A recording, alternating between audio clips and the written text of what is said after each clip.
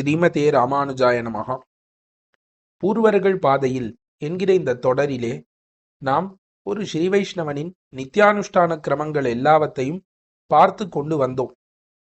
இந்த கிரமத்திலே நாம் பார்க்கும் பொழுது இதற்கு அடுத்தபடியாக ஒவ்வொரு அனுஷ்டானத்தையும் குறித்து என்னென்ன பிரமாணங்கள்லாம் இருக்கின்றன, ஒரு ஸ்ரீ வைஷ்ணவன் ஏன் இப்படி அனுஷ்டிக்க வேண்டும், ஏன் இப்படி அனுஷ்டிக்க கூடாது, அவன் இந்தந்த காலங்களிலே என்னென்ன பண்ண வேண்டும், இதையெல்லாம் விரிவாக பார்க்க இருக்கிறோம். இப்படி நாம் பார்ப்பதற்கு முன்பாக ஒரு விஷயத்தை தெரிந்து கொள்ள வேண்டும். என்ன என்றால், வேதம் ஒன்று.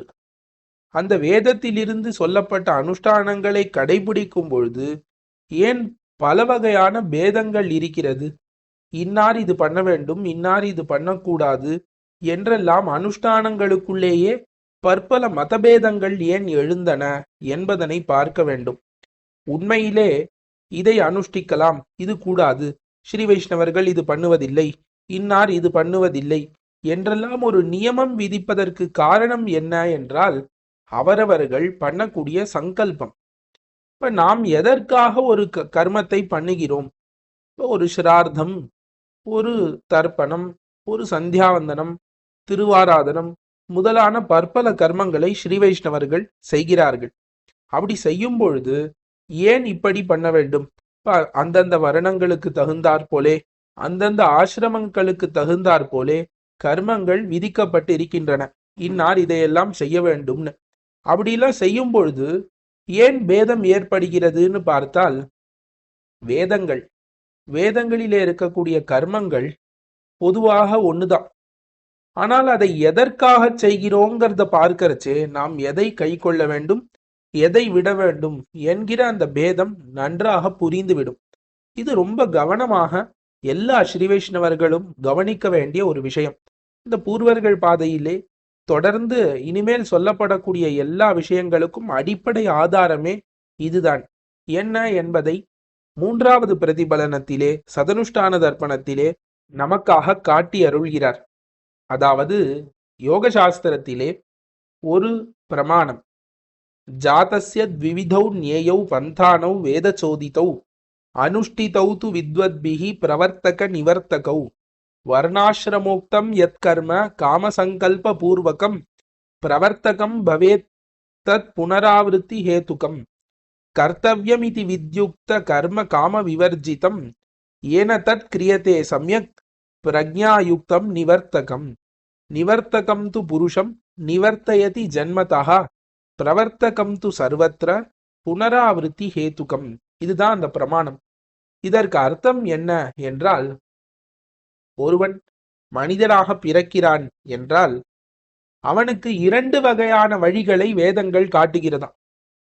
இந்த வழியிலையும் நீ போலாம், இந்த வழியிலையும் போலாம்னு காட்டுகிறதாம். நான் உண்மையில பார்த்தா அந்த வழி ஒண்ணுதானா, அதுல நீ என்ன நினைத்து கொண்டு போகிறாயோ அந்த இடத்துல நீ போய் சேருகிறாய் அப்படின்னு சொல்கிறது. இப்ப இந்த கர்மங்களை எல்லாம் நீ அனுஷ்டிக்கும் பொழுது அது பிரவர்த்தகமாகவும் இருக்கும், நிவர்த்தகமாகவும் இருக்கும்னு ரெண்டு காட்டுகிறது. பிரவர்த்தகம்னா என்ன? பிரவர்த்தகம் து சர்வத்திர புனராவிருத்தி ஹேதுகம். இப்ப இந்த சம்சாரத்திலேயே மறுபடி பிறந்து இறந்து பிறந்து இறந்துன்னு இந்த பிறவி பெருங்கடலிலேயே மறுபடி சுழலுவதற்கு காரணமாக இருக்கக்கூடிய கர்மங்கள் பிரவர்த்தகங்கள். நிவர்த்தகம்னா என்ன? இந்த பிறவியை விட்டு நம்மை நீக்கக்கூடியது, இப்ப மோட்சத்தை அடைவிக்கக்கூடியது நிவர்த்தகங்கள்னு இந்த ரெண்டு சொன்னது. இப்ப நீ எப்படி பண்ண வேண்டும் அப்படின்னா, இது என்ன சொல்கிறது? நிறைய கர்மங்களை சாஸ்திரம் கூறுகிறது. எதற்காக? இந்த பலன் வேண்டுமா இதை பண்ணு, நல்ல செல்வம் வேண்டுமா இதை பண்ணு, நல்ல ஞானம் வேண்டுமா இது பண்ணுன்னு நம்முடைய பிரயோஜனத்துக்காக எவ்வளவோ கர்மங்கள் இருக்கு.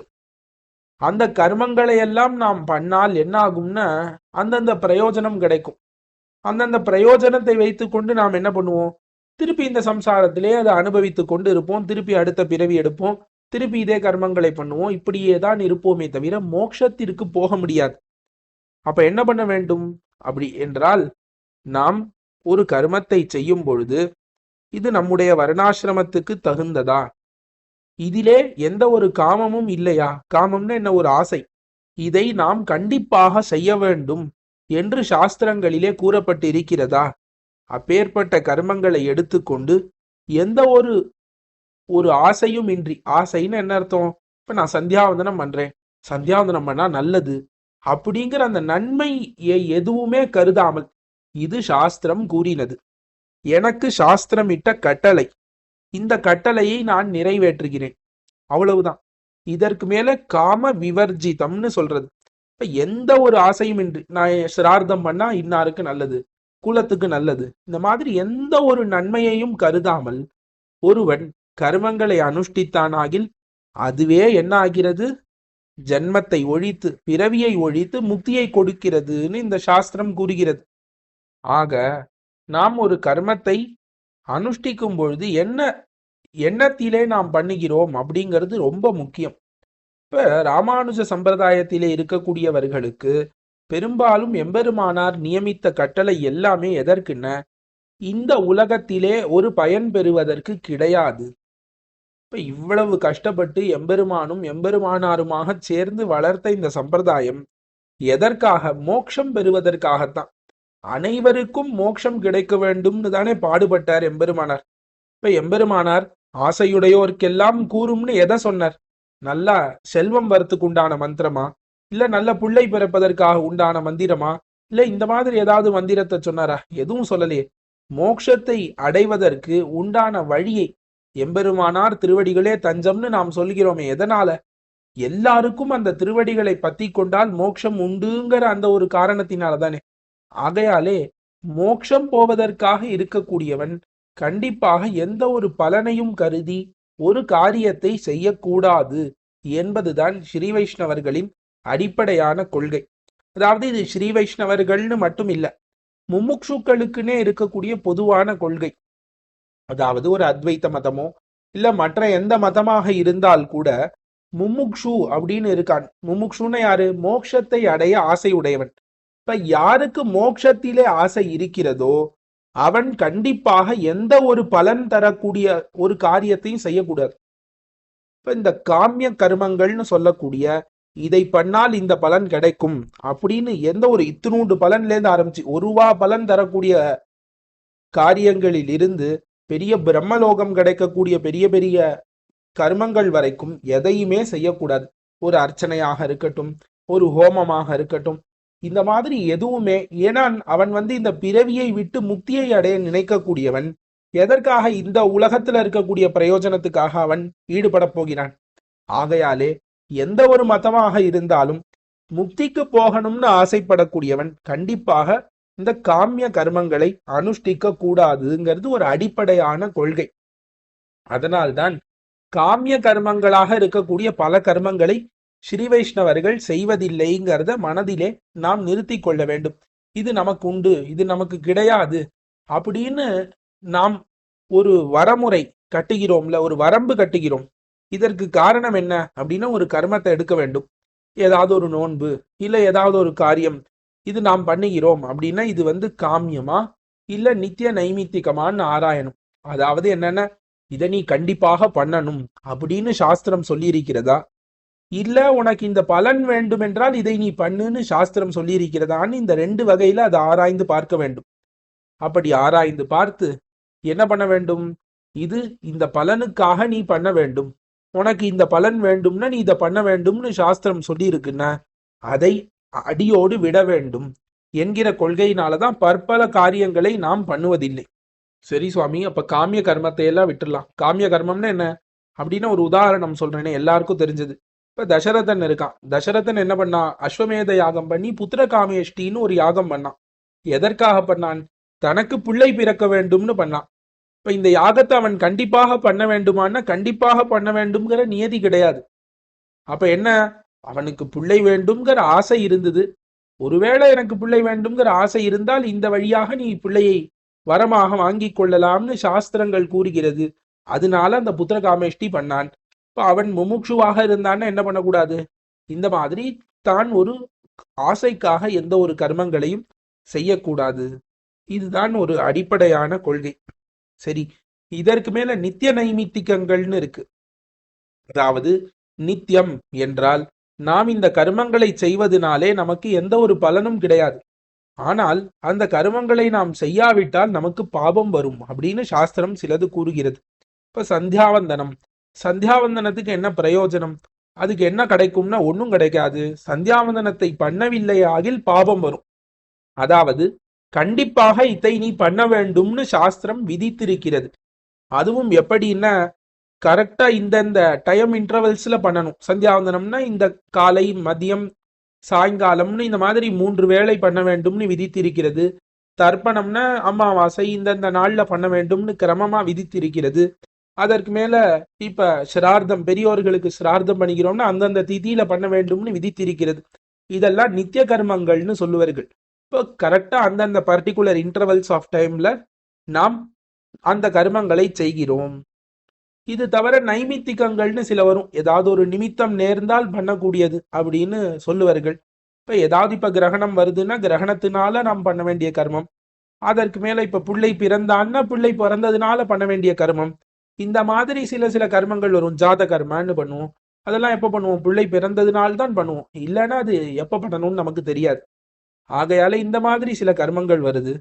இந்த மாதிரி கர்மங்கள்லாம் என்ன ஆகும்னா அதை கண்டிப்பா பண்ண வேண்டும்னு சாஸ்திரம் கூறுகிறது.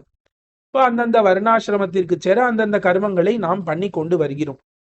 இப்படி பண்ணும் பொழுதும் எந்த புத்தியிலே நாம் பண்ண வேண்டும் என்பதனை நாம் ரொம்ப கவனமாக பார்க்க வேண்டும். ஸ்ரீ வைஷ்ணவர்கள் எந்த ஒரு சங்கல்பம் பண்ணாலும் என்ன பண்ணுகிறோம்? பகவத் ஆக்ஞா கைங்கரிய ரூபம், பகவத் கைங்கரிய ரூபம்னு சங்கல்பம் பண்ணுகிறோம். ஏன் இப்படி பண்ண வேண்டும்? எல்லாருக்கும் ஒரே சங்கல்பம் இருக்கோ? இல்ல. ஆனா எல்லார் பண்ணக்கூடிய சந்தியாவந்தனமும் ஒண்ணுதான். இப்ப ஸ்மார்த்தர்கள்ங்கிற அந்த வகுப்பை சேர்ந்தவர்களாக இருக்கட்டும், இல்ல மாத்வர்கள்ங்கிற வகுப்பை சேர்ந்தவர்களாக இருக்கட்டும், அத்வைதிகளாக இருக்கட்டும், இப்போ பிராமணர்களாக இருக்கக்கூடியவர்கள் அந்தந்த வேதத்திலே அந்தந்த சாக்கைகளிலே அந்தந்த தர்மசூத்திரங்கள், கிரகிய சூத்திரங்களை சேர்ந்தவர்களாக இருந்தார்களாகில் அவர்கள் பண்ணக்கூடிய சந்தியாவந்தனம், சிரார்த்தங்கள் எல்லாம் ஒரே மாதிரி தான் இருக்கும். ஆனா எங்க வேறுபாடு இருக்கு ஸ்ரீ வைஷ்ணவர்களுக்கும் மற்றவர்களுக்கும்னா சங்கல்பத்துல மட்டும்தான். அவர்கள் வேற ஒண்ணு சொல்லுவார்கள், பிரீத்தியர்த்தம் அப்படின்னா அவர்கள் முடியக்கூடிய ஒரு சங்கல்பத்தை சொல்லுவார்கள். நாம் பகவதாக்ஞா கைங்கரிய ரூபம் அப்படின்னு ஒரு சங்கல்பத்தை சொல்கிறோம். இவ்வளவுதான். இதுலதான் வாசி. இப்ப சந்தியாவந்தனமோ தர்ப்பணாதிகளோ பண்ணக்கூடியவர்களுக்கு இந்த வித்தியாசம் தெரியும். இப்ப பெண்களுக்கும் அந்த மாதிரி ஆண்கள் பண்ணக்கூடியதை பார்த்திருந்தீர்களாகில் உங்களுக்கும் இது புரியும். இப்ப சங்கல்பத்துல மட்டும்தான் மாறுபாடு இருக்கு. ஏன் அப்படின்னா பரத்வாஜ ஸ்மிருதியில இருக்கக்கூடிய வச்சனத்தை கொண்டு இதை நாம் புரிந்து கொள்ளலாம். பாஹ்ய சதா சதாம் நாஸ்தி பேத பிராயேன கர்மசு சங்கல்பாதேவ பின்னானி சஹேதுர் பந்த மோக்ஷயோகோ அப்படின்னு கூறப்பட்டிருக்கிறது. இப்ப பொதுவா ஒரு செயல்ல பேதம்னு கிடையாது. நான் எதற்காக செய்கிறோம்ங்கிறத பொறுத்து அந்த செயலின் பலன் மாறுபடுகிறது. லௌகிகமா ஒரு உதாரணம் சொல்கிறேன், கவனமாக புரிந்து கொள்ளலாம். நாம் ஒரு 1000 ரூபாய செலவு பண்ணணும்னு நினைக்கிறேன். இப்ப நான் இந்த 1000 ரூபாயை கொண்டு என்ன பண்ணலாம்?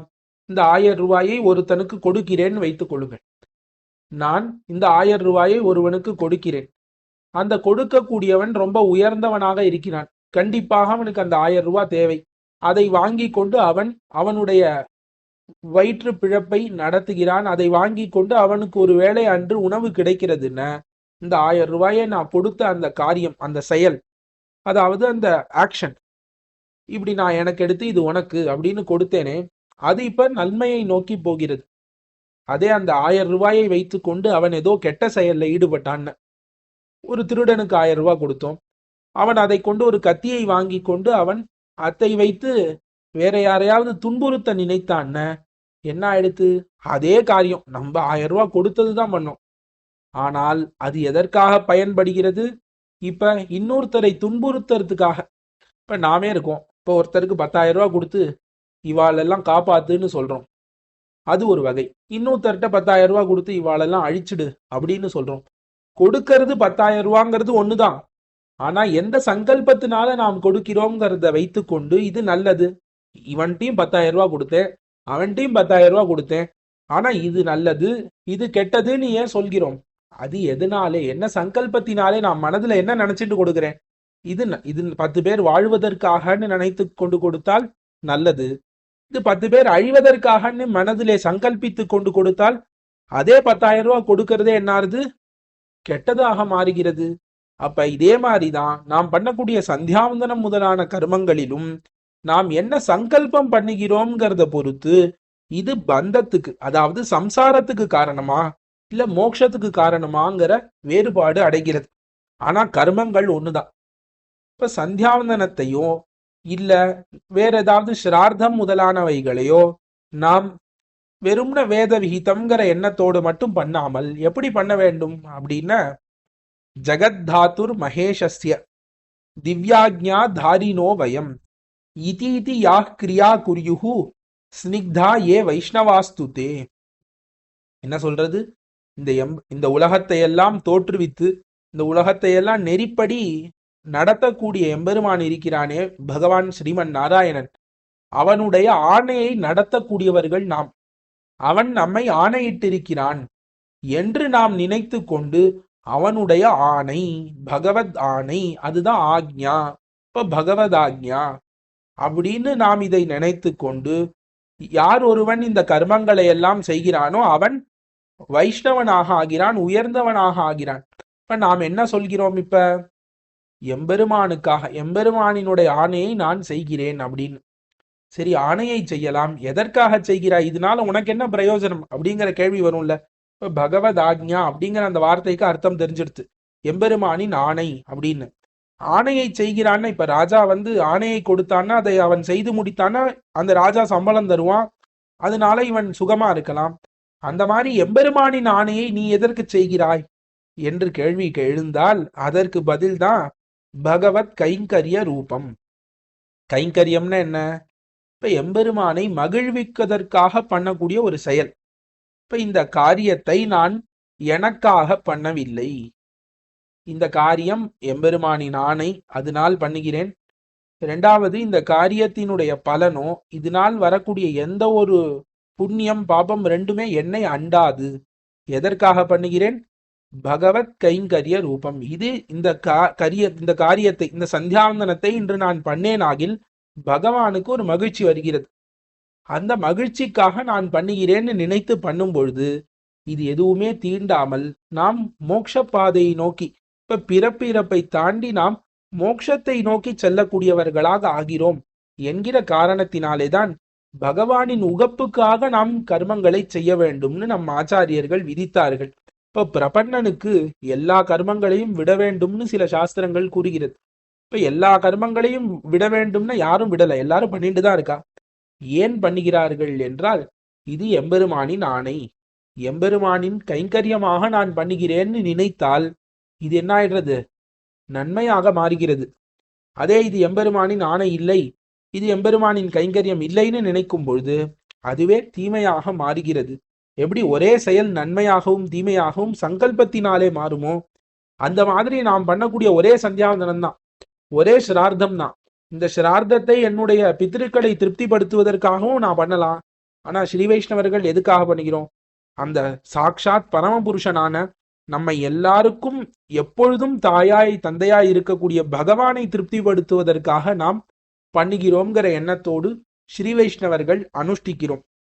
ஆகையாலே இதனால் நாம் அறிந்து கொண்டது என்ன அப்படின்னா, ஏன் ஸ்ரீ வைஷ்ணவர்களுக்கு ஒரு கர்மம் உண்டு அப்படின்னு நாம் எப்படி நிச்சயிக்கலாம் அப்படின்னா, அது நித்தியமா நைமித்திகமா, அதுல ஏதாவது ஒரு ஆசைக்காக பண்ணுவது, காமியத்துக்காக பண்ணுவதுன்னு இருக்கா அப்படிங்கறத ஆராய்ந்தாலே ஸ்ரீ வைஷ்ணவன் எது பண்ண வேண்டும் பண்ண வேண்டாங்கிறது நமக்கு தெரிந்துவிடும்.